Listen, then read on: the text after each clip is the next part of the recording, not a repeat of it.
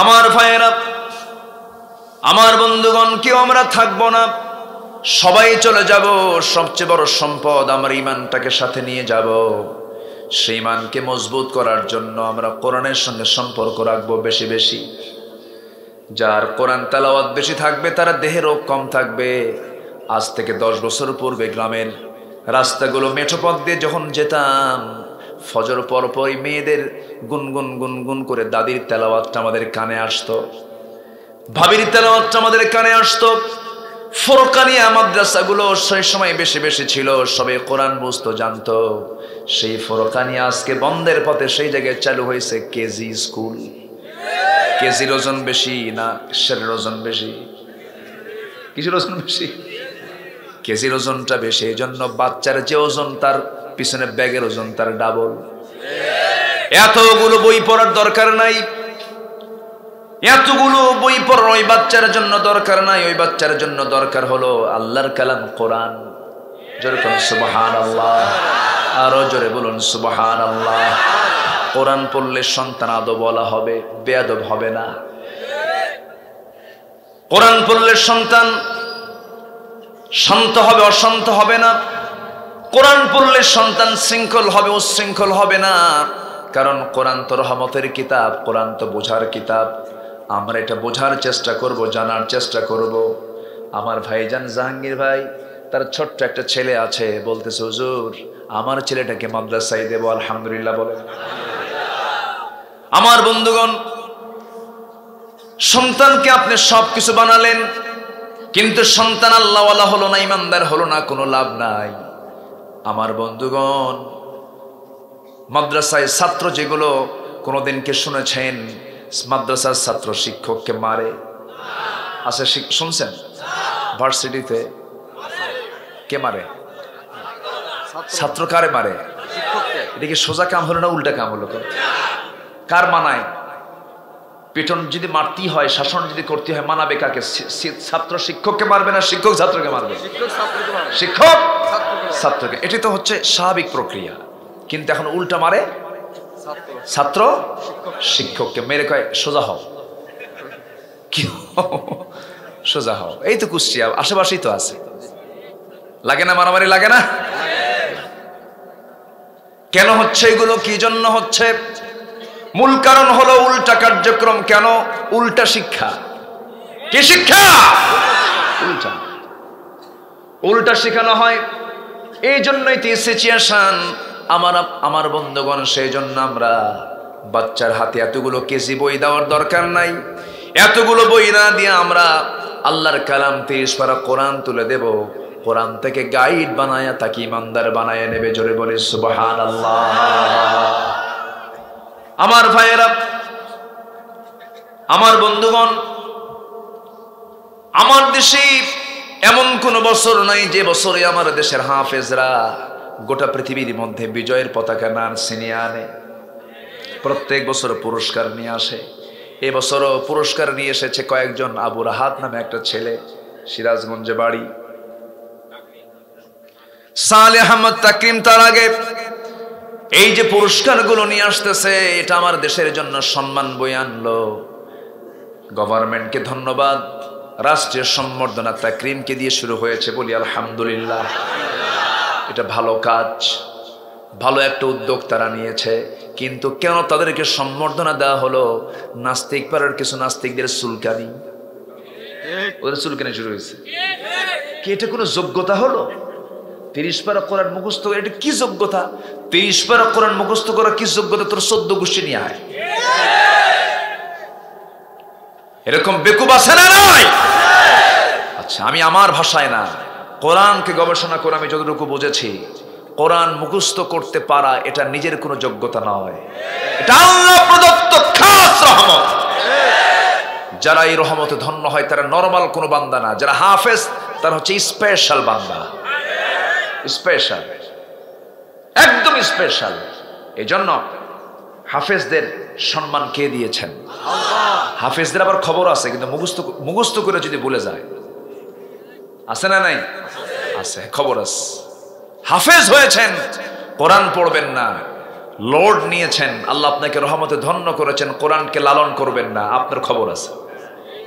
কিছু হাফেজ আছে না এরকম, সম্পর্ক আবার রাখতে চায় না। সম্মানিত ভাইয়েরা, কথা বহু আছে। আল্লাহ তাআলা আমাকে ঈমানের মুমিনের সার্টিফিকেট দিয়ে দিবেন তিনটা কাজ। কয়টা কাজ বলেন? এক নাম্বার হলো কি আনা? আরো জোরে, আরো জোরে, আরো জোরে। ঈমান। ঈমান আনা মানে হলো ওই সময় থেকে বান্দার দায়িত্ব হলো কোনো কাজ সে একা সিদ্ধান্ত নিয়ে করবে না। ঈমানদার কাজ করবে নিজের ইচ্ছায়, নিজের আইনে না, আল্লাহর ইচ্ছায়, আল্লাহর আইনে। বান্দা নিজের আইনে চলতে পারবে না, কিন্তু আজকে সমাজে চলছে, আজকে দেশ চলছে, দুনিয়া চলছে, সব জায়গায় চলছে আল্লাহর আইন না নিজের আইন। আপনি মাহফিল আসছেন যে রাস্তা দিয়া, রাস্তায় আসতেনি ফর্মুলা যদি আপনি ইসলামকে মানেন, তখন আপনাকে হাঁটতে হবে ডানে না বামে, গাড়ি চালাতে হবে ডানে না বামে। আসছেন কোন দিক দিয়া? বাম দিক দিয়ে। আপনি যত ওয়াজ করেন আপনি বাম দিক বন্ধ করতে পারবেন না, কিন্তু একটা দিন যদি ছোট্ট করে একটা আইন পাশ করে ফেলেন, ডান দিকে চলা শুরু হয়ে যাবে। আমার নবীজি বহু চেষ্টা করেছেন সমাজ থেকে অন্যায়গুলো দূর করার জন্য, সমাজ থেকে জেনা, ব্যভিচার, খুন, এই সমস্ত আকাম কুকামগুলো বন্ধ করার জন্য হাজারো চেষ্টা করেছেন। নবুয়ত পাওয়ার আগ থেকে শুরু করেছেন, হালফুল ফুজুল গঠন করেছেন, 40টা বছর পর্যন্ত প্রাণান্তকর চেষ্টা করেছেন, পারেন নাই। যখন কোরআনটা আসা শুরু হলো, কোরআন নাজিল হওয়া যখন শুরু হয়ে গেল, ধীরে ধীরে প্রক্রিয়া শুরু হলো, দাওয়াতি কাজ শুরু করলেন।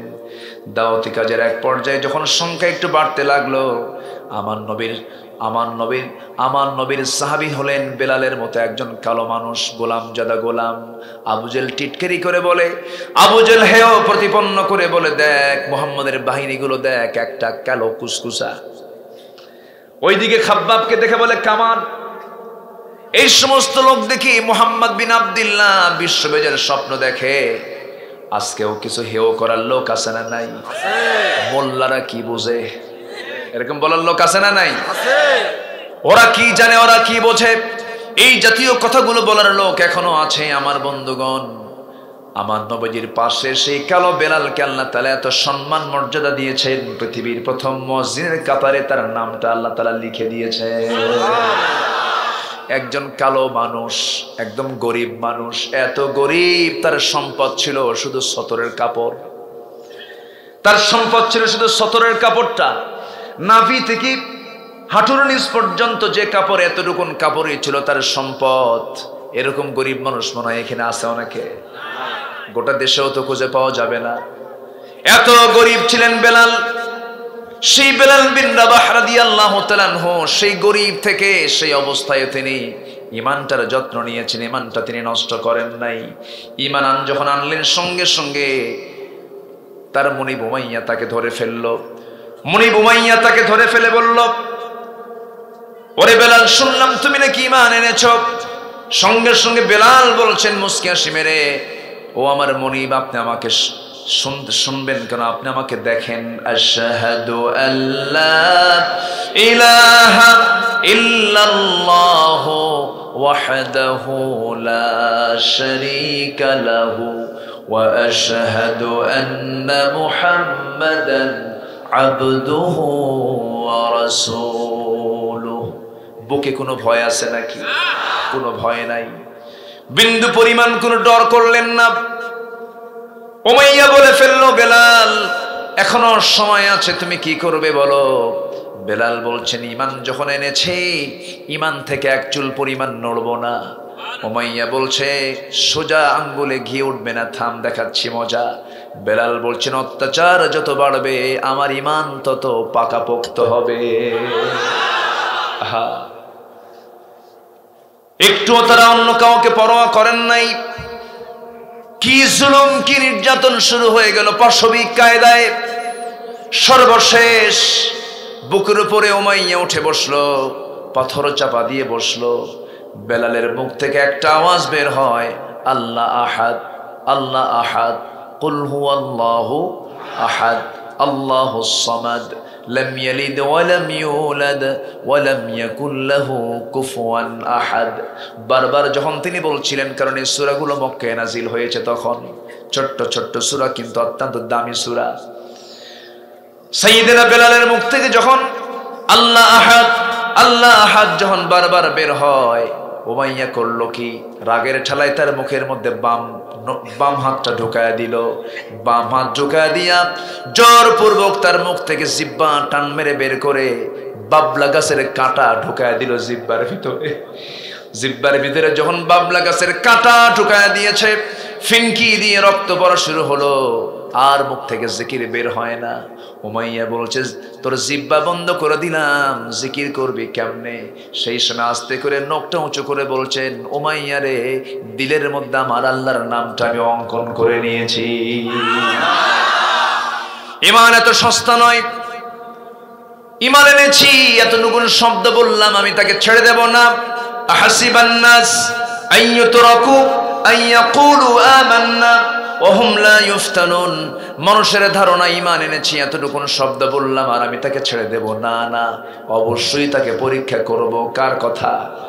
আসতে বলবেন না, কার কথা? আল্লাহর কথা। কারণ বান্দা, আমি তোকে এমন জান্নাত দেব যে জান্নাতের মূল্য এত বেশি তুই কোনোদিন কল্পনাও করতে পারবি না রে বান্দা। তোর জন্য এমন জান্নাত আছে, তোর জন্য জান্নাতে এমন হুর আছে, যে হুর তুই সুন্দরী নারী পাবি, এমন নারী তুই কল্পনাও করতে পারবি না। ও নারী, তোমার জন্য এমন পুরুষ জান্নাতে বরাদ্দ আছে, এমন পুরুষ তোমাকে দেওয়া হবে যা তুমি কল্পনাও করতে পারবে না। সেই জান্নাত রেখেছেন আমাদের জন্য কে? আল্লাহ। আসতে বলবেন না, কে? সর্বনিম্ন জান্নাত হবে 10টা পৃথিবীর মতো একটা জান্নাত। কয়জনের জন্য বলেন? কয়জনের জন্য? একজনের জন্য। এখন মনে মনে হয়তো চিন্তা করতেছেন, হুজুর এত বড় জায়গা আল্লাহ কই পাবে? আবার কিছু রাষ্ট্রপতি আছে, কিছু মোড়ল আছে, জাতিসংঘ আছে, ওআইসি আছে, কত কি আছে। এই 228টি দেশের জনসংখ্যা হলো 700 কোটি মানুষ। 700 কোটি মানুষের এই দুনিয়ার মানুষকে আলোকিত করার জন্য সূর্য কয়টা? সূর্যের মালিক কে? আল্লাহ। একটা সূর্য আলো দেয়, এখন কি সূর্য ডুবে আছেন? অন্য জায়গায় চলতেছে কাজ, অন্য জায়গায় চলতেছে না? চলতেছে, আলো কিন্তু দিয়ে যাচ্ছে। একটা দিন কি জ্বালানি বন্ধ হয়েছে নাকি? সূর্য বন্ধ হয়েছে নাকি? না, কইছে সূর্য 3 দিন বন্ধ, সব বন্ধ করে থাক, এরকম হয়েছে নাকি? আল্লাহর তো পরিচালনা এমন নয়। ওই সূর্য চলতেছে, আলো দিয়ে যাচ্ছে। ওই সূর্য দেখতেও যদি প্লেটের মতো ছোট্ট দেখা যায় আমাদের চোখে, ক্ষুদ্র চোখে, কিন্তু আদৌ কি সূর্য আমাদের চোখে সেই প্লেটের মতো ছোট নাকি?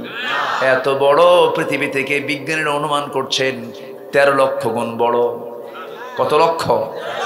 সূর্যের মতো হতে হলে পৃথিবী 13 লক্ষ পৃথিবী এক জায়গায় করতে হবে। 13 লক্ষ পৃথিবীকে এক জায়গায় করলে একটা সূর্যের সমান হবে। সেই সূর্যটা আবার পৃথিবী থেকে 9 কোটি 30 লক্ষ মাইল দূরে অনুমান করা, এর চেয়ে বেশি ছাড়া কম নয়। আবার আছে আকাশে অসংখ্য তারকারাজি। সেই তারকার একটা তারকা আছে বেটেল জুইস। বেটেল জুইস তারকাটা সূর্যের চাইতে 1 নয় 2 নয় 33 কোটি গুণ বড়। মনে ছোট হয়ে গেছে নাকি? জোরে বলেন সুবহানাল্লাহ। সূর্যের চাইতে কত কোটি? কয়টা তারকা? একটা। এই একটা তারকা নিয়ে মনে হয় আকাশ গঠিত। একটা নাকি বলেন? 2টা নাকি? 2 লক্ষ নাকি? 2 কোটি নাকি? অসংখ্য কোটি কোটি। এই তারকারাজি বেটেল জুইস, সুপারনোভা 8টা। এরপরে হলো প্রক্সিমা সেন্টারা। এরকম করে বহু নক্ষত্র আল্লাহ তাআলা আকাশে ঝুলায় রেখেছেন, মহাশূন্যে ঝুলায় রেখেছেন। যদি কেউ চিন্তা করে চাঁদের দেশে গেলাম আমরা, একটু আমরা নক্ষত্রের দেশে যাব। পৃথিবীর সবচেয়ে কাছের নক্ষত্র হলো প্রক্সিমা সেন্টারাই। প্রক্সিমা সেন্টারায় যদি কেউ যেতে চায়, প্রক্সিমা সেন্টারায় যদি কেউ সফর করতে চায়, তাহলে তাকে যদি একটা যানবাহনে চড়তে হয়, বর্তমান পৃথিবীর সবচেয়ে দ্রুতগামী যানবাহন হলো অ্যাপোলো 11। অ্যাপোলো 11-এর পার সেকেন্ড গতি হলো 11 কিলোমিটার। এখান থেকে কুমারখালী কত কিলো? কুষ্টিয়া কয় কিলো? 10-15 কিলোমিটার। 1 সেকেন্ডে কুমারখালী, 1 সেকেন্ডে কুষ্টিয়া। পার আওয়ার 1 ঘন্টার গতি হলো 39,000 কিলোমিটার। 39,000 কিলোমিটার যদি পার আওয়ার যদি গতি হয় অ্যাপোলো 11-এর, এই অ্যাপোলো 11 নামক এই যানবাহনে চড়ে যদি পৃথিবীর কোনো গোলাম যদি সেই নক্ষত্রের দেশে যেতে চায়, চাঁদের দেশের মতো, তাহলে তার সময় লেগে যাবে মাত্র 1,15,000 বছর। যাবেন কে কে? হাত তোলেন। কি বুঝতেছেন আপনারা কথাগুলো? সম্ভব? বলেন সম্ভব?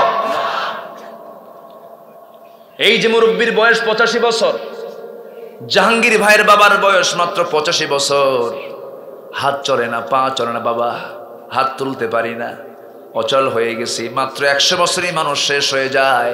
আর অ্যাপোলো 11 চড়ে সেই চাঁদের দেশে নয়, এই নক্ষত্রের দেশে যদি যেতে চায় তার সময় লেগে যাবে 1,15,000 বছর।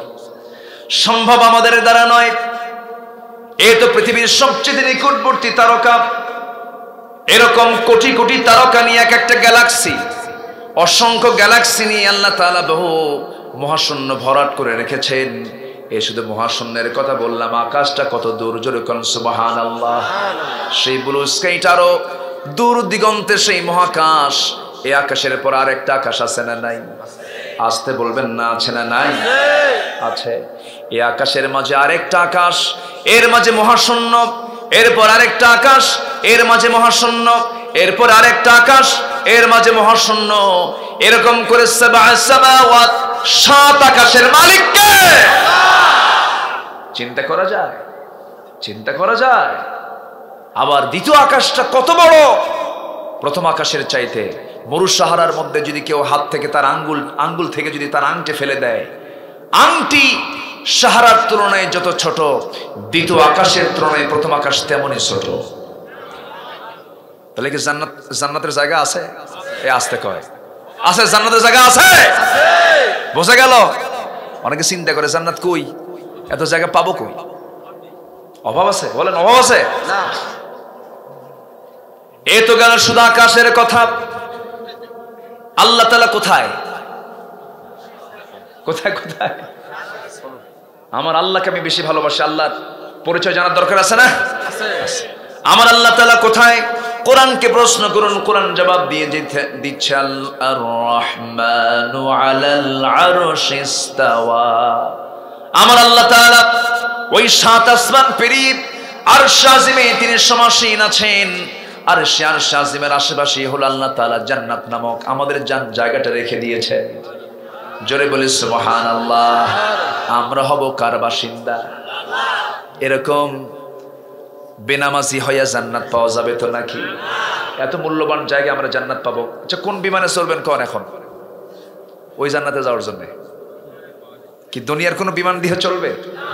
দুনিয়ার কোনো ফ্লাইট দিয়ে চলবে? আমার নবী যে একটা ফ্লাইটে চড়েছিলেন, চড়েন নাই? যান নাই তিনি? কোথায় গিয়েছিলেন বলেন? কোথায়? যান নাই? তাহলে যাওয়া সম্ভব কিনা বলেন? জান্নাতে যাওয়া সম্ভব না? যদি আল্লাহ তাআলা আমাকে আপনাকে সেই ফ্লাইটে নেন, জোরে বলি ইনশাআল্লাহ, জোরে বলি ইনশাআল্লাহ। জান্নাত যে আল্লাহর আরশ আজিমের আশেপাশে, তার প্রমাণ হলো একজন নারী যার স্বামী তাকে হত্যা করে, শহীদ করে দেয়। একজন নারী যিনি তার সমস্ত রাজরানীর মর্যাদা, দুনিয়ার সমস্ত সামাজিক মর্যাদাকে মাইনাস করে আল্লাহকে সবচেয়ে বেশি ভালোবেসে শহীদ হয়েছে। তিনি কে? কি সুন্দর করে জবাব দিল। বলি আলহামদুলিল্লাহ। আপনি ভালো আছেন তো? কষ্ট হচ্ছে না তো? খাইছেন? আপনারা ভালো আছেন তো? আপনারা সবাই খেয়ে আসছেন তো নাকি? ক্ষুধা লাগে নাই? মিছা কথা।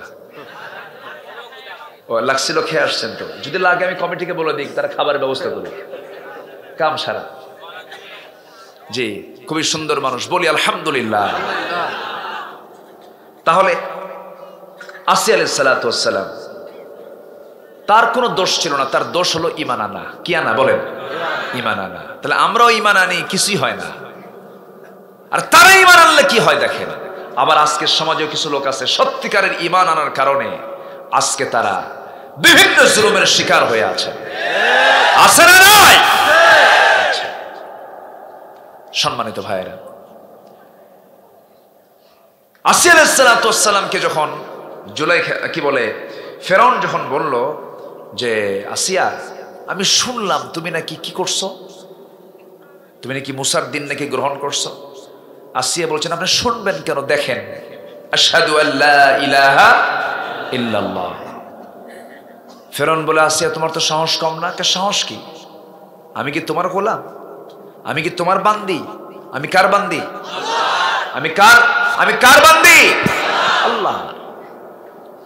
তোমাকে আমি এখনো দাওয়াত দিচ্ছি, আমি তোমাকে ভালোবাসি, তুমি আমার হাজব্যান্ড, স্বামী, তুমি আমার জীবনের অর্ধেক, তুমি ঈমান আনো, তুমি দামি হয়ে যাবে। ফেরাউন কয়, এটা কি সম্ভব? আমার কি স্ট্যাটাস নাই? আমার কি দাম নাই? আমার কি সম্মান নাই? আমি মুসার কথা শুনবো? আমি এরকম বাঁকা মার্কা লোক এখনো সমাজে আছে না নাই? আছে না নাই? মসজিদে যায় না, এমন লোকের গরু ঢুকছে মসজিদে, বোঝেন নাই? তো গরুওয়ালাকে ডাক দিয়ে বলে, এই গরুওয়ালা, তোমার গরু কেমন করে বান্ধো? মসজিদে ঢোকে, গরু তো বোঝে না, ও তো বোকা। গরু ঢুকছে, আমি যাই না তো। কথা বোঝেন নাই? এরকম বেকুব মার্কা লোক কিছু আছে না নাই? আছে না নাই? ফেরাউন বলল, আসিয়া তুমি এটা ছেড়ে দাও, ইমানটা ছেড়ে দাও। আসিয়া বললেন, ধরছি ছাড়ার জন্য নয়, মরার জন্য। জোরে কান সুবহানাল্লাহ। আসিয়া আলাইহিস সালাতু ওয়াস সালাম সর্বশেষ বলে ফেলেন, আমার স্বামী, আমি আপনাকে আমন্ত্রণ করছি, আমি আপনাকে দাওয়াত দিচ্ছি, আপনি দিন গ্রহণ করে নিন, আখিরাতটা আপনি ক্লিয়ার করে নিন, আখিরাতে জান্নাতের লাভ আপনি করুন। সঙ্গে সঙ্গে ফেরাউন বলছে, আসিয়া শোনো, আনা রব্বুকুমুল আলা, আমি হলাম সবচেয়ে বড় রব। এই রব মানে সে আকাশের রব নয়, এই রব মানে সে সাত সমুদ্রের সে রব নয়। সে কখনো এরকম করে বলে নাই। সেখানে রব মানে বোঝাতে চেয়েছে, আমি যে মিশরের রাজপ্রাসাদের যে আমি রাজা, এই প্রাসাদ থেকে কারো আইন চলবে না, আইন চলবে ফেরাউনের। আজকের দুনিয়া জুড়ে এগুলো আছে না নাই? আল্লাহর আইন চলবে না, আইন চলবে হলো আমাদের। আছে না নাই? একই স্টাইল তো, কোনো তফাৎ নাই। বুঝে নেন কথাগুলো। বোঝা যায় কি বোঝা যায়? আমরা ব্রিটিশ খেদাইছি, ব্রিটিশ খেদাই নাই? ব্রিটিশ খেদাইছি ব্রিটিশদের অত্যাচার থেকে বাঁচার জন্য। স্বাধীন হয়েছি আমরা, কিন্তু ব্রিটিশদেরকে খেদাইছি তাদের অত্যাচার থেকে বাঁচার জন্য। কিন্তু ব্রিটিশদের তৈরি করা আইন এখনো আছে না নাই? আসতে বলবেন না, আছে না নাই? রাস্তায় বাম দিকে চলো, এটা কাদের আইন? ব্রিটিশদের আইন। আমার ভাইয়েরা একটু কান লাগান। আসিয়া আলাইহিস সালাতু ওয়াস সালাম বললেন, আমার স্বামী আপনি আমাকে কি করবেন জানি না। ফেরাউন বলছে, আসিয়া আমি হলাম রাজা, তুমি হলে রানী, তুমি হলে ফার্স্ট লেডি, এত বড় গুরুত্বপূর্ণ পদ আমি তোমাকে দিয়ে দিলাম, আর তুমি আমার এই সমস্ত পদকে তুমি মূল্যই দিচ্ছ না, আমি তোমাকে ছাড়বো না। এখনো চিন্তা করে দেখো। আসিয়া বলছেন, শুনুন আমার স্বামী, আমি আপনাকে একটা কথা চূড়ান্ত বলে দিচ্ছি, আমার প্রতি অত্যাচার যত বাড়বে আমার ঈমান তত পাকা হয়ে যাবে। ফেরাউন চিন্তায় পড়ে গেল, কি করা যায়? হামানকে ডাকলো, ফিরআউনা ওয়া হামানা ওয়া জুনুদাহুমা। হামানদেরকে ডাক দিয়ে বলল, হামানরা শোনো, কি করা যায়? আমি তো ফ্যামিলি ক্রাইসিসে পড়েছি, কি করব আমরা? সবাই বলে ফেললো, যদি আপনি শুরুতেই যদি এটার ফয়সালা না করেন, বড় আকার ধারণ করবে, আসিয়াকে শেষ করে দেন। ফেরাউন শেষ পর্যন্ত সিদ্ধান্ত নিয়ে তাকে মারার যখন প্ল্যান করে ফেললো, আসিয়াকে বলা হচ্ছে, তিনি বললেন, শোনো আমার স্বামী, আপনি আমাকে কি করবেন জানি না, তবে আমার নাকের মধ্যে আমি জান্নাতের ঘ্রাণ পেতেছি। জোরে বলুন সুবহানাল্লাহ। সঙ্গে সঙ্গে তার দুই হাত দুই পা বেঁধে ফেলা হলো। বলা হলো, আসিয়া তুমি কি করবে বলো? তার মুখ থেকে অন্য কোনো কথা নেই, তার মুখ থেকে একমাত্র জিকির হলো কার? قد أفلح من تزكى وذكر اسم ربه فصلى بل تؤثرون الحياة الدنيا والآخرة خير وأبقى। দুনিয়াকে তিনি প্রাধান্য দিলেন না, আখিরাতকে প্রাধান্য দিয়া জিকির করতেছেন আল্লাহর। জিকির করতে করতে এক পর্যায়ে তার হাতটা কেটে ফেলা হলো, বাম হাত কেটে ফেলা হলো। বলা হলো, আসিয়া এখন অঙ্গহানি হয়ে বাঁচতে পারবে, কি করবে বলো? আসিয়া বলছেন, না না, অত্যাচার করতে থাকো, আমি ঈমান ছাড়তে পারবো না। জল্লাদকে আনা হলো, হাতের ভিতরে করাতটা সামনে নিয়ে যখন আসিয়ার মাথায় লাগানো হচ্ছিল, বলা হচ্ছিল আসিয়া তোমার জীবন প্রদীপটা নিভে যাবে। আসিয়া বলছেন তোমরা আমাকে শেষ করে দিবা, কিন্তু আমি ঈমান থেকে এক চুল পরিমাণ নড়বো না। করাত দিয়ে যখন তার মাথায় যখন আস্তে করে ঢুকায়া দিয়া যখন করাতটা যখন দুই দিক থেকে টানা হচ্ছিল, করাতের আঘাতে আঘাতে রক্তগুলো গড়ে গড়ে পড়ছে, ফিঙ্কি দিয়ে রক্তগুলো পড়ছে। সেই সময় আসিয়া আলাইহিস সালাতু ওয়াস সালাম তিনি নির্ভীকভাবে আল্লাহর প্রতি ভরসা এনে একটা দোয়া করেছেন। সেই দোয়া আল্লাহ পাক দারুণ পছন্দ করেছেন। সেই দোয়াটা সমস্ত বিশ্বের মুসলমানের জন্য সেই দোয়াটা শিখায় দিয়েছে। সেই দোয়াটা সবাই শিখে নেন, কি সুন্দর সেই দোয়াটা করেছেন। দেখেন আল্লাহকে তিনি কি পরিমাণ ভালোবাসছেন। তিনি দোয়া করছেন কি, রব্বি বিনিলি ইনদাকা বাইতান ফিল জান্নাতি ওয়া নাজ্জিনি মিন ফিরআউনা ওয়া আমালিহি। ও আল্লাহ, তুমি আমার জন্য বানায়া দিবা একটা ঘর, সেই ঘরটা হবে ইনদাকা তোমার কাছে, বাইতান একটা ঘর, বুয়ুতানের বহুবচন, বুয়ুতান বহুবচন। একটা ঘর তুমি আমাকে বানায়া দিবা তোমার কাছে, ইনদাকা বাইতান ফিল জান্নাহ, জান্নাতের মধ্যে একটা ঘর তুমি আমাকে দিবা। সেই ঘরটা যেন তোমার সাথে হয়, তোমার কাছে হয়, তোমার দেওয়ালের সঙ্গে যেন আমার ঘরটা হয়ে যায়। জোরে বলি সুবহানাল্লাহ। জান্নাত কার ঘরের সাথে বলেন? আসতে বলবেন না, কার ঘরের সাথে?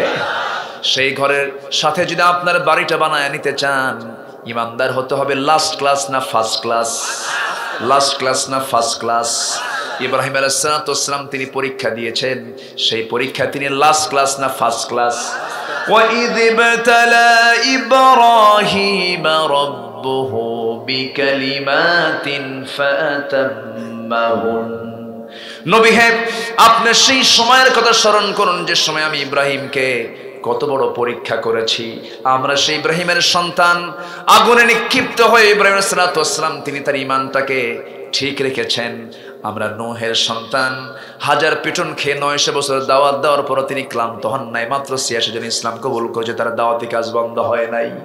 আমরা হলাম ইসমাইলের সন্তান, যে ইসমাইল আলাইহিস সালাতু ওয়াস সালাম তিনি বাবার পরীক্ষার সম্মুখীন হয়ে গেলেন, আল্লাহর পরীক্ষার সম্মুখীন হয়ে গেলেন। তরবারের নিচে তার গলা, তরবারের নিচে তার গলাটা লেগে গেল, ছুরিটা তার গলার উপরে, কিন্তু তিনি অস্থির নন, তিনি শান্ত। কারণ সাতাজিদুনি ইনশাআল্লাহু মিনাস সাবিরিন। জোরে বলুন আল্লাহু আকবার। ইউসুফ আলাইহিস সালাতু ওয়াস সালাম অত্যাচারিত হলেন, জেনার কাছেও গেলেন না, বরং একজন মহিলা তার চরিত্রকে নষ্ট করার জন্য ঘরের মধ্যে উঠায় নিয়ে কত কি করার চেষ্টা করেছে। তিনি চরিত্রটাকে তিনি নিজেকে নিষ্পাপ রেখে, নিজেকে চরিত্রবান রেখে ঘর থেকে বের হওয়ার পরও তিনি হয়ে গেলেন আসামি। কি হলেন বলেন? আসামি হলেন। মামলা ঠুকায় দেওয়া হলো, জেনার মামলা দেওয়া হলো নবীকে। এখনো সেই মামলা আছে না নাই? আসতে বলবেন না, আছে না নাই? জাহাঙ্গীরনগর ইউনিভার্সিটিতে ধর্ষণের সেঞ্চুরি হয়। কিসের সেঞ্চুরি হয় বলেন? মিষ্টি খাওয়ায়। মানিক তার নাম, মানিককে বলে মানিক, ও মানিক তুমি মানিক হয়ে কি কামটা করলে, এই কাজ কি করে নাকি? এটাই হলো তার শাস্তি। আমার বন্ধুগণ, জেনার শাস্তি যদি আজকে সমাজে চালু হতো, ইডেন কলেজের এই সমস্ত ঘটনা আজকে সমাজে আমরা শুনতে পেতাম না, ঠিক কিনা? আমার বন্ধুগণ, আমার ভাইয়েরা, ইউসুফ আলাইহিস সালাতু ওয়াস সালাম সম্পূর্ণ নির্দোষ। মামলার রায়ও তার পক্ষে চলে এসেছে, কিন্তু রায়টা উল্টায় দেওয়া হলো। আপিল বিভাগে তাকে এবার আসামি বানাইয়া বলা হলো, ইউসুফ তোমাকে জেলখানায় ঢুকতে হবে।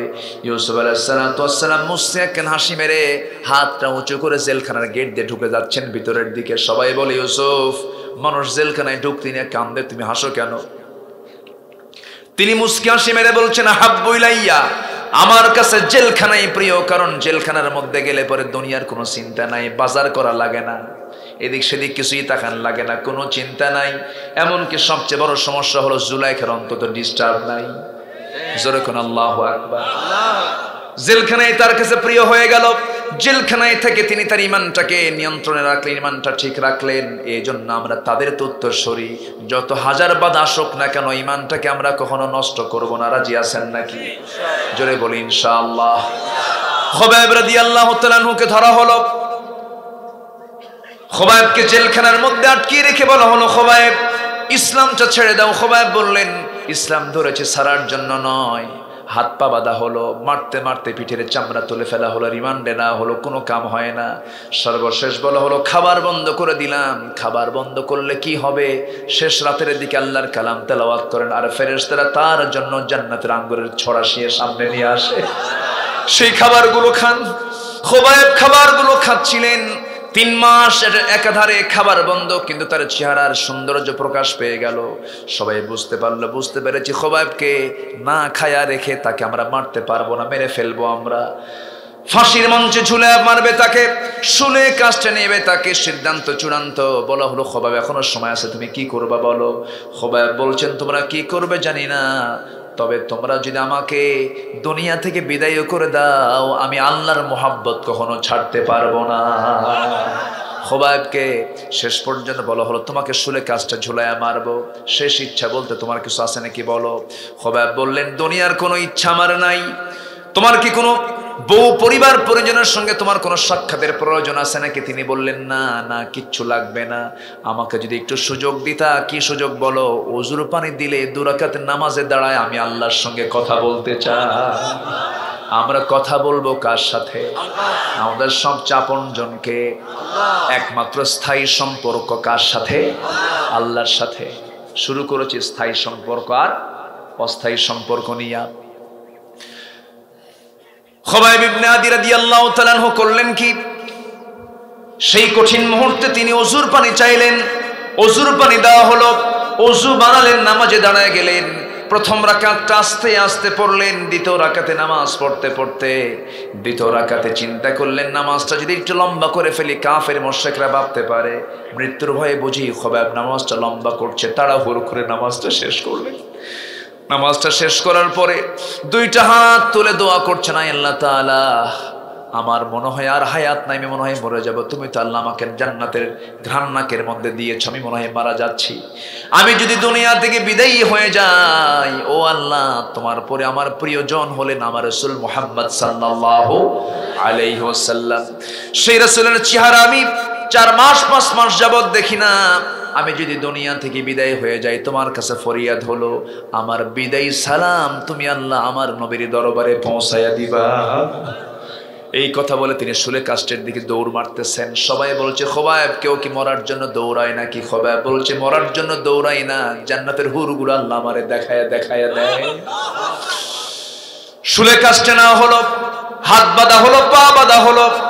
এমন সময় একজন উচ্ছৃঙ্খল যুবক এসে বলছে, খোবায়েব তোর জায়গায় মুহাম্মাদকে বসায় দিলে কেমন হতো?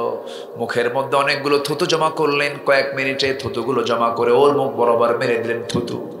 বললেন, তুই আমার রাসূলকে মারবি, আমার চোখের সামনে নবীর একটা পশমও ছিঁড়তে দেব না রে। কি মুহাব্বত, কি ভালোবাসা! খেপে গেছে, রেগে গেছে একজন। চট করে সে একজন ডান হাতে তরবারির আঘাত করলো, হাতটা কেটে পড়ে গেল। বাম হাত কেটে ফেলে দিল, ডান পা বাম পা কেটে ফেললো। সমস্ত 4টা হাত পা সব এসে এক জায়গায় জমা হলো। বলা হলো, খোবায়েব হাত পা ছাড়াও মানুষ বাঁচে, তুমি কি করবে বলো? খোবায়েব চিৎকার মেরে মেরে হাসে। তুমি হাসতেছো কেন? খোবায়েব বলছে, তোমরা আমার একটা করে অঙ্গ কেটে দাও, আল্লাহ তাআলা আমাকে জান্নাতের একটা করে সুন্দর সুন্দর হুর আমাকে দেখায় দেয়। এরপরে একজন নেজা তরবারি নিয়ে বুক পর্যন্ত মেরে পিঠ দিয়ে বের করে ফেললো তরবারি। দুনিয়া থেকে খোবায়েব দুনিয়া থেকে বিদায় নিলেন। নবজি মদিনার মসজিদ থেকে আলোচনার মধ্যেই তিনি হঠাৎ করে আলোচনা বন্ধ করে থামায় দিয়ে দাঁড়ায় গেলেন। দাঁড়ায় গিয়ে বলছেন, সালামুন আলাইকা ইয়া খোবায়েব, সালামুন আলাইকা ইয়া খোবায়েব। হে খোবায়েব তোমাকে সালাম, হে খোবায়েব তোমাকে সালাম। সাহাবায়ে কেরাম বলছেন, ইয়া রাসূলুল্লাহ, আমাদের খোবায়েবের কি হয়েছে? সঙ্গে সঙ্গে রাসূল বলছেন, খোবায়েবের তো কিচ্ছু হয় নাই, আমি আমার নবতী চোখে দেখতে পেতেছি আমার খোবায়েব জান্নাতের পাখি হয়ে জান্নাতে উড়ে বেড়াতেছে। আমার খোবায়েব জান্নাতের মেহমান হয়ে গেছে। আমার বন্ধুগণ, সেই জন্য আমরা সবচেয়ে বড় সম্পদ হলো ঈমান। ঈমানকে আমরা লালন করব, পালন করব, ঈমানের যত্ন করব আমরা। আল্লাহ সুন্দর করে বলছেন, ওয়াল্লাযীনা আমানু ওয়া লাম ইয়ালবিসু ঈমানাহুম বিযুলমিন উলাইকা লাহুমুল আমনু ওয়া হুম মুহতাদুন। ঈমান যারা আনবে এবং ঈমানকে যারা জুলুমের দ্বারা শিরকের দ্বারা যারা আচ্ছাদন করবে না, জুলুম মুক্ত শিরিক মুক্ত যারা ঈমান আনবে, বিদআত মুক্ত যারা ঈমান আনবে, ওরাই নিরাপত্তা পাবে। এবং ওই সমস্ত বান্দার জন্য আমি আল্লাহ জান্নাত নামক স্থান বরাদ্দ করব। জোরে বলি সুবহানাল্লাহ। কার কথা? আসতে বলবেন না, কার কথা? আমার ইমানদার হব নামাজি না বেনামাজি? আমার দেশে নামাজি মুসলমান বেশি না বেনামাজি মুসলমান বেশি? বেনামাজি আবার মুসলমান, চিন্তা করে। ওই দরবারে যাওয়া যাবে না যে দরবারে গেলে পরে নামাজ লাগে না। ওই দরবারে যাওয়া যাবে না যে দরবারে শুধু গাজার আসর বসে। এমন গাজার ধোঁয়ায় মশা পর্যন্ত বিরক্ত, মশা পর্যন্ত বিরক্ত লাগবে না, থাক। আমার ভাইয়েরা, আমি কি শেষ করে দেবো না? আলোচনা শুনতে রাজি আছেন তো সবাই? কেউ যে ওঠার কোনো চিন্তাই করতেছেন না, বাড়ি যাবেন না, কেবল শুরু, কেবল শুরু, তাই না? আচ্ছা, দেখা যাক। বলি আলহামদুলিল্লাহ, জোরে বলি আলহামদুলিল্লাহ। কুমারখালী তো খুব সুন্দর। কুমারখালী লুঙ্গি না? হ্যাঁ, লুঙ্গি, শাড়িও মনে হয় না, আর কি হয়? চাদরও হয়, হ্যাঁ, তোয়ালে, অনেক কিছু। কুমারখালীর কিছু ফেমাস অনেক কিছু আছে, তাই না? বলি আলহামদুলিল্লাহ। কুমারখালীতেই আবার আবরারের না, আবরার ফাহাদের বাড়ি কোথায়? আবরার ফাহাদ একটা দেশ, ঠিক না? দেশ। সে অন্যায়কে প্রতিবাদ করেছে, সে একটা প্রতীক, ন্যায়ের প্রতীক। আল্লাহ, তুমি আবরার ফাহাদের কবরটাকে জান্নাতের টুকরা বানায় দাও।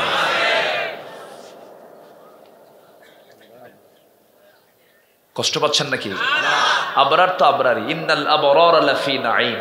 আবরাররা নাঈমে থাকবে, আবরাররা জান্নাতে থাকবে। আলহামদুলিল্লাহ বলেন। কিসের স্বাধীনতা পেয়েছি আমরা? এটা স্বাধীন দেশের নাগরিককে সারা রাত পিটায় আমারে যারা, এর চাইতে বড় সন্ত্রাসী আর কে থাকতে পারে? কষ্ট পাচ্ছেন আপনারা?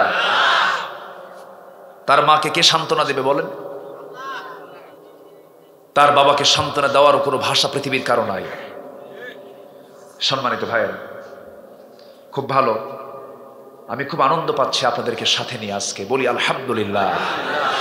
বেশি আমি খুশি হব যদি আমরা ঈমানটাকে যত্ন করতে পারি।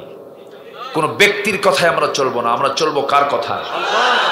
দল যদি করেই যেতে হয়, কার দল করব? নেতা যদি মানতে হয়, একজন নেতা মানবো, তিনি হচ্ছেন মুহাম্মদ সাল্লাল্লাহু। সবকিছু ক্লিয়ার আছে, আমরা অন্য কোনো মানুষকে এখানে স্থান দেব না। জোরে বলি ইনশাআল্লাহ। আল্লাহ বলছেন, তিনটা কাজ করো, আমি তোমাকে ইমানদারের সার্টিফিকেট দিয়ে দেব। কার কথা? আসতে বলবেন না, কার কথা? আল্লাহর কথা। আমার বন্ধুগণ, একটু মনোযোগ দিয়ে কান লাগাবেন। ঈমান এনেছি, আল্লাহ বলছেন না না এতটুকুন বললেই হবে না, আমি তোমাকে পরীক্ষা করব অবশ্যই। ওয়ালানাবলুওয়ান্নাকুম বিশাইইম মিনাল খাউফ ওয়াল জু'i ওয়া নাকসিম মিনাল আমওয়ালি ওয়াল আনফুসি ওয়াস সামারাত ওয়া বাশশিরিস সাবিরিন। জোরে বলুন আল্লাহু আকবার। আমি তোমাকে পরীক্ষা করব ভয়ের দ্বারা, ক্ষুধার দ্বারা, জীবনের ক্ষয়ক্ষতির দ্বারা, সম্পদের ক্ষয়ক্ষতির দ্বারা তোমাকে পরীক্ষা করা হবে। কার কথা? আল্লাহর কথা। আমার নবীজি মক্কার বাসিন্দা, হিজরত করে চলে গেলেন কোথায়? বলেন, কোথায় চলে গেলেন? সাহাবীরাও চলে গেলেন, কি কষ্ট তারা করলেন। আমার বন্ধুগণ, নবীজি হিজরত করলেন। হিজরত কেন করলেন? বেরোনোর জন্য নয়, দেশ সফরের জন্য নয়। রাসূলের বিরুদ্ধে হত্যার হুলিয়া যখন জারি করেছিল মক্কার কাফের মুশরিকরা, কেন, কি জন্য? একটাই মাত্র কারণ। রাসূল বলেছেন, সাবধান থেকো, এই সৃষ্টি যার, এই জমিনে আইন চলতে হবে তার। সুদ চলবে না, জেনা চলবে না, ব্যভিচার চলবে না, আকাম কুকাম চলবে না, সব কিছু বন্ধ করতে হবে। তখন তার বিরুদ্ধে সবাই খেপে গেল, একটা গ্রুপ খেপে গেল। রাসূলকে হত্যার হুলিয়া পর্যন্ত জারি করলো। রাসূল মদিনার দিকে রওনা দিলেন, সাহাবীরাও মদিনার দিকে রওনা করলেন। কিছু সাহাবী যেতে পারলেন না। আবু সালমা নামে একজন সাহাবী, তিনি তার বউকে নিয়ে, পরিবারকে নিয়ে রওনা দিবেন। শুনেছেন রাসূল মক্কায় নাই, ওই সাহাবী তার বউকে নিয়ে রওনা দিয়েছেন। মাঝপথে শ্বশুর বাড়ির লোকজন এসে তার বউটাকে ছিনতাই করে নিয়ে চলে গেল। সঙ্গে সঙ্গে বলছে, আবু সালমা তুমি যদি ইসলাম না ছাড়ো তোমার বউকে আমরা রেখে দেব। আবু সালমা বলছেন, বউ কেন, নিজের জীবনও দিয়ে দেব, কিন্তু আমি ঈমানটা দিতে পারবো না। আবু সালমা বউটাকে রেখে চলে যেতে বাধ্য হলেন। নিজের ছেলেকে তার বড় ভাইরা ছোট ভাইরা নিয়ে ধরে নিয়ে চলে গেল। বউ হারা সন্তান হারা আবু সালমা মদিনায় চলে গেলেন। মদিনায় দীর্ঘদিন থাকা শুরু করলেন। উম্মে সালমা একটা বছর যেতে না যেতেই বাপমার চক্ষু আড়াল করে, সবার চক্ষু ফাঁকি দিয়ে সন্তানটাকে লুকোচুরি করে নিয়ে মদিনার দিকে রওনা করলেন। স্বামীর শুধু টান নয়, ইসলামের টান, রাসূলের টান, আল্লাহর টানে মদিনার দিকে যখন রওনা করলেন, হিজরত করলেন। কারণ তিনটা কাজ আমরা করব। কয়টা কাজ বলেন? ওয়াল্লাযীনা আমানু ওয়া হাজারু, যারা ঈমান আনবে, যারা হিজরত করবে। আবু সালমা করলেন কি? হিজরত করে যখন মদিনায় চলে গেলেন, তার বউ উম্মে সালমা তিনি এক বছর পর রওনা দিবেন। রাতের আধারে রওনা করেছেন। আবু সালমা উম্মে সালমা স্বামী স্ত্রী দুজন খুব মিল ছিল তাদের মাঝে, খুব মহব্বত ছিল তাদের মাঝে। এত মহব্বত ছিল যে একদিন আবেগে আপ্লুত হয়ে উম্মে সালমা তার স্বামীকে ডাক দিয়ে বলছেন, আমার স্বামী আবু সালমা, আপনি আমাকে কেমন ভালোবাসেন? খুব ভালোবাসি। একটা প্রশ্ন করব। কি প্রশ্ন? আমি যদি আপনার আগে মরে যাই, আপনি কি বিয়ে করবেন নাকি? আবু সালমা মুস্কি হাসি মেরে বলে, বউ হঠাৎ করে এমন কথা বলো কেন? কি হয়েছে? আপনি কি বিয়ে করবেন নাকি? সত্যি করে বলেন। আবু সালমা বলছেন, উম্মে সালমা তুমি যেটা পছন্দ করবে আমি তাই করবো, আমি তোমাকে ভালোবাসি। উম্মে সালমা বলছেন, আমার মৃত্যু যদি আপনার আগে হয়ে যায়, আপনি কোনো আমার জায়গায় কোনো মেয়ে মানুষ আনতে পারবেন না, বিয়ে করতে পারবেন না। এটা কি মেয়েদের স্বভাব কিনা বলেন? আসতে কোন কেন? এই আসতে কোন কেন ভাই? হ্যাঁ আসে না, আসে না, আসে না, একটু হ্যাঁ একটু কৃপণ আছে তারা। এই যে হুরের গল্পগুলো হলো, এই হুরের গল্পগুলো কিন্তু মেয়েদের কাছে করলে ওরা হুর নিয়েও হিংসা করে। হিংসা করে না? হিংসা করে না? অন্তত হুরের গল্প দিনের বেলা বউয়ের সঙ্গে করতে পারবেন, রাতের বেলা করবেন না। রাতের বেলা যদি শুয়ে যদি হুরের গল্প করেন, বলবেন, তখন বউ বলবে, তুমি ওই কাত হইয়া হুর নিয়ে শুয়ে থাকো, আমার দিকে তাকায় না।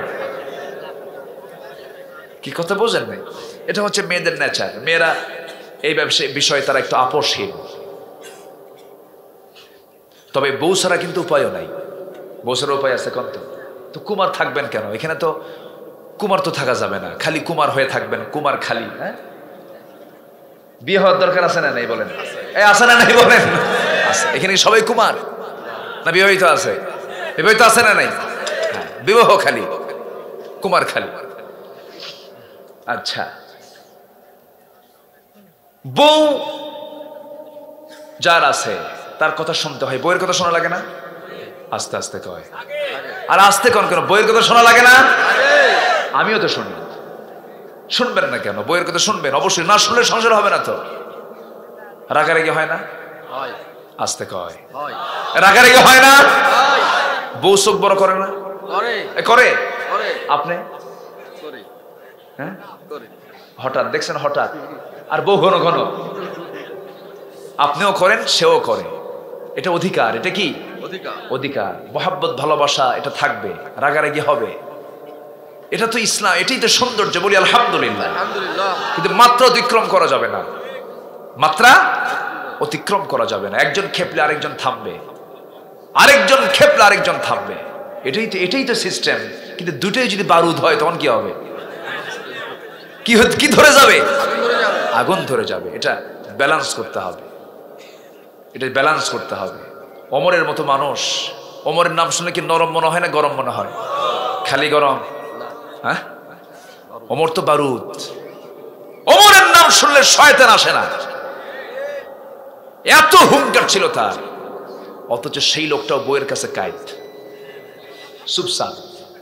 বিচার চাইতে আসছে একজন, বইয়ের সঙ্গে গন্ডগোলের বিচার নিয়ে। তার বাড়িতে এসে বসে আছে বাইরের ঘরে, ভিতরে হয়ে যাচ্ছে ঝড়, সাইক্লোন। এগুলো চিত্র দেখে উনি দেখে চলে গেছেন, যাচ্ছেন চলে। ওমরে ফারুক ভাবলেন, কে যেন আসলো ঘরে, কিছুই তো বললো না, চলে যায় কেন? পিছন দিয়ে ডাক দেয়, আগন্তুকের দিকে আয়। কি জন্য আসছিলি? বলতেছে, আসলাম যে সমস্যা নেই, সে সমস্যা আপনার ঘরের মধ্যে ঢুকছে। ওমরে ফারুক বললেন, কেন, কি হয়েছে? আমার বাড়িতে আমার বউয়ের সঙ্গে গন্ডগোল, আপনি একটা ফয়সালা করবেন, কিন্তু সেদিকে আপনার বউ আপনার এত কিছু করে, আপনি চুপ করে থাকেন। ওমরে ফারুক বলেন, শোনো, আমার নাম শুনলে রোম পারস্য থরথর করে কাঁপে। সেই ওমরকে তার স্ত্রী এত কিছু বলল, ওমর কিছু কইছে না, তুমিও কিছু কইও না, যাও। জোরে বলে সুবহানাল্লাহ। স্বামী স্ত্রী বিচার পৃথিবীর কেউ করতে পারবে না নিজেরা ফয়সালা না করলে, ঠিক কি না? ওমরে ফারুক একদিন বোতল ভর্তি মধু নিয়ে আসছেন। কি নিয়ে আসছেন? মধু। মধুটা রাষ্ট্রের মধু, রাষ্ট্রের পক্ষ থেকে এটা দেওয়া হয়েছে। তো ওনার দায়িত্ব হলো সেই মধুটাকে কয়েক ভাগ করে প্রতিবেশীকে দিয়ে উনি একটা অংশ নেবেন। তো বউকে মধুর বোতলটা হাতে দিয়ে বললেন, বউ তুমি এটা একটু ভাগ করে সবার কাছে সমান সমান করে দিয়ে দাও। বোতল দেওয়ার পরপরই আবার বোতলটা টান মেরে বলে, না তোমাকে ভাগ করতে দেবো না আমি। কত গন্ডগোল লাগবে না বলেন? আগেই বলুক, কিন্তু মনে হয়েছে পরে। বোতলটা আবার ফেরত নেওয়া মাত্রই চোখ কিরকম হতে পারে বলেন তো? বলেন বলেন, বড় হতে পারে না? ওমর ফারুক সে বড় চোখের দিকে তাকালেন না। বোতলটা নিয়ে করলেন কি, পাশের বাড়িতে আরেকজনকে বলে আসলেন, এটা সমান ভাগে ভাগ করে আমি সহ প্রতিবেশী সবার কাছে সমান করে দিয়ে দিবা। তো তার অংশটুকু তিনি নিয়ে আসলেন, নিয়ে এসে বলেন, আমার বউ, আমার গিন্নি, এই যে বোতল মধু, এটা নাও। নিলেন, কিন্তু মনটা খুব খারাপ। ওমর ফারুক বলেন, আমার স্ত্রী, তোমার মনটা খারাপ কেন? কি হয়েছে? কি হবে? আপনি আমাকে বিশ্বাস করেন না? কি কথা কি বুঝতেছেন আপনারা? কি কথা কি বোঝা যায়? হ্যাঁ, বইয়ের কথা শোনে না এমন কোন লোক নাই।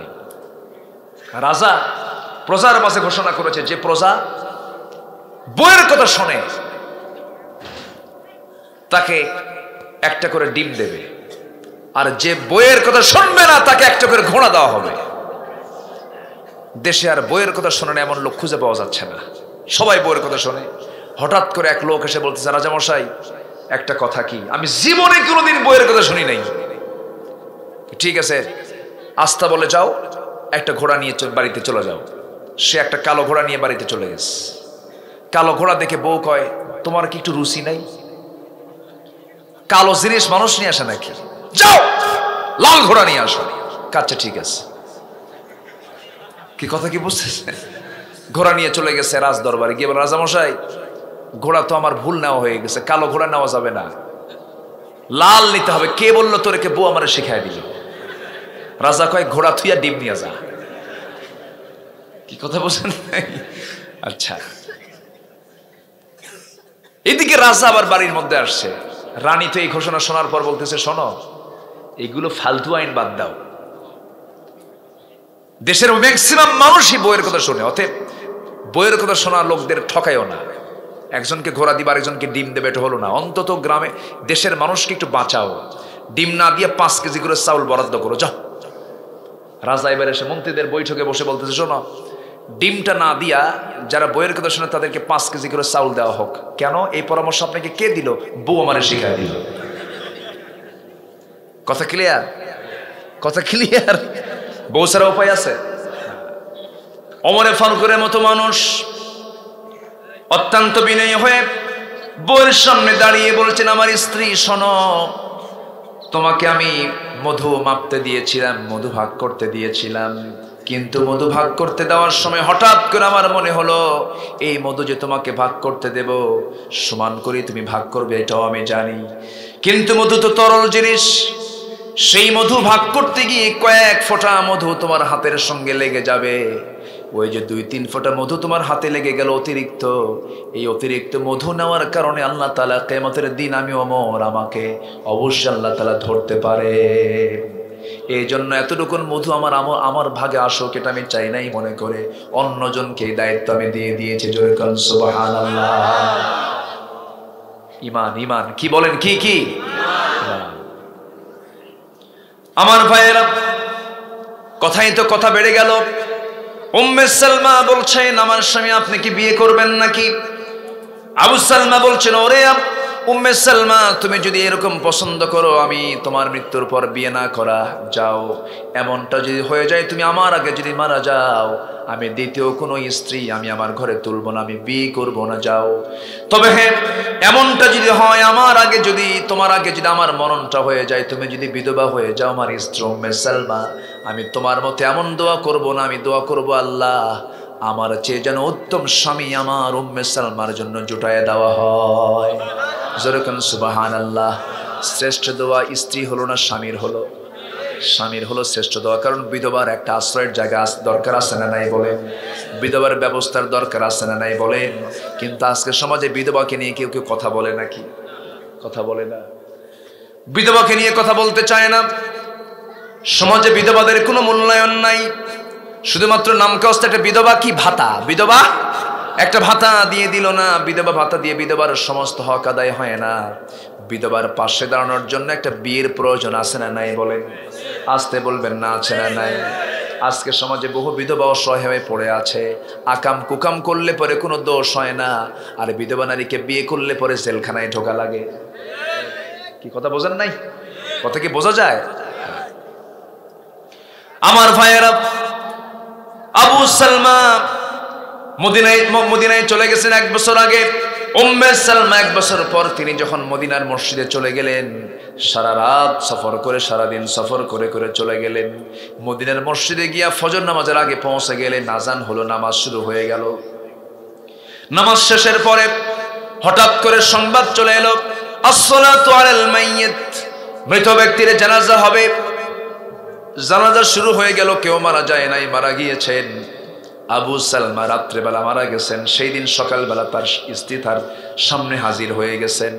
জানাজা সম্পন্ন হলো, নবীর কাছে সংবাদ চলে গেল, হুজুর উম্মে সালমা মদিনায় এসেছে।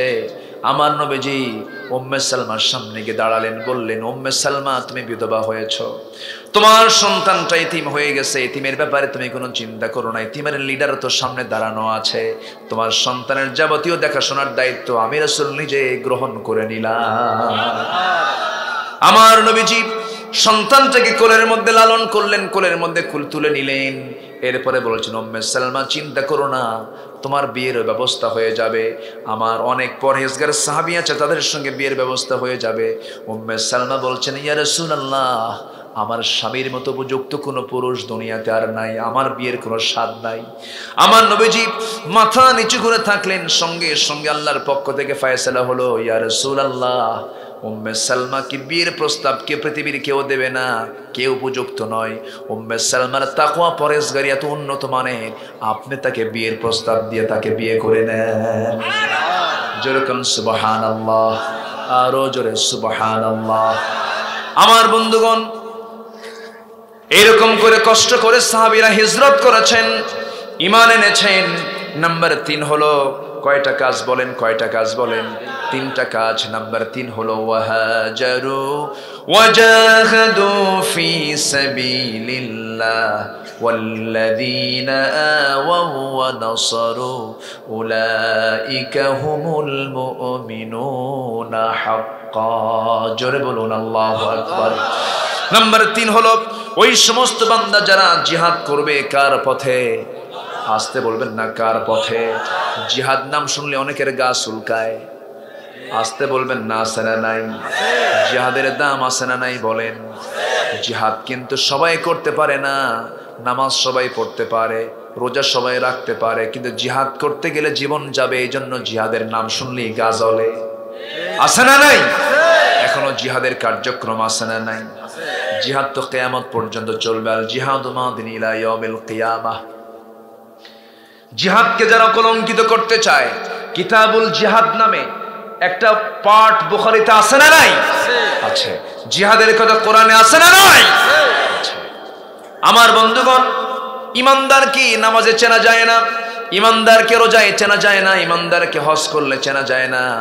একজন ইমানদারকে তার প্রকৃতি ইমান চেক করা যায় হলো জিহাদের ময়দানে। জোরে বলে সুবহানাল্লাহ। আর মুনাফিক চিহ্নিত হয় নামাজে নয়, মুনাফিক চিহ্নিত হয় রোজায় নয়, মুনাফিক চিহ্নিত হয় হলো মাঠে ময়দানে। কে ভালো কাজের জন্য আসলো, কে সৎ কাজ প্রতিষ্ঠার জন্য আসলো। আমার বন্ধুগণ, জিহাদের গুরুত্ব কতটুকু? একজন অন্ধ সাহাবীর কথা আমার মনে হয়ে গেল।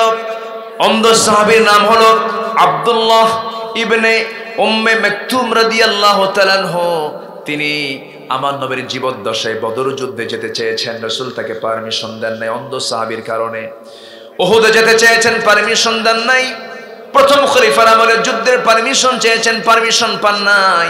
দ্বিতীয় খলিফা ছিলেন ওমর ফারুক, তার আমলে একদিন এই অন্ধ সাহাবী গিয়ে বলছেন, ভাই ওমর, রাসূল আমাকে যুদ্ধে যেতে দিলেন না, প্রথম খলিফা আমাকে যুদ্ধ যেতে দিলেন না, কারণ আমি অন্ধ মানুষ। আপনার কাছে একটু করজোরে মিনতি জানাই, আমাকে অন্তত আমাকে যুদ্ধের পারমিশনটা দিবেন, আমাকে ফেরত দিবেন না। কেন আপনি যুদ্ধে যাবেন? আপনার তো চক্ষু নাই। সঙ্গে সঙ্গে তিনি বলছেন, আমিরুল মুমিনিন, আমার চোখের সামনে কত মুজাহিদ যুদ্ধ করতে গিয়ে শহীদ হলো, সোজা জান্নাতে চলে গেল। শহীদের কোনো বিচার হবে না, শহীদের কোনো হিসাব হবে না। আমি কি, আমার কি আশা নাই, আমার কি ইচ্ছা নাই, আমি কি যুদ্ধে যে শহীদ হতে চাবো না? আপনি আমাকে পারমিশনটা দিয়ে দিবেন। ওমরে ফারুক বলছেন, অন্ধ মানুষ কেমন করে যুদ্ধ করবেন? তরবারি হাতে নিতে পারবেন না। আব্দুল্লাহ ইবনে উম্মে মাকতুম বলছেন, ও আমার ভাই ওমর, আমি যুদ্ধ করতে না পারলেও, তরবারি চালাতে না পারলেও, যুদ্ধের ময়দানে অন্তত একজন ব্যক্তি তো কালিমার জান্নাত, কালিমার পতাকা, ইসলামের পতাকা উড্ডীন করে রাখবে।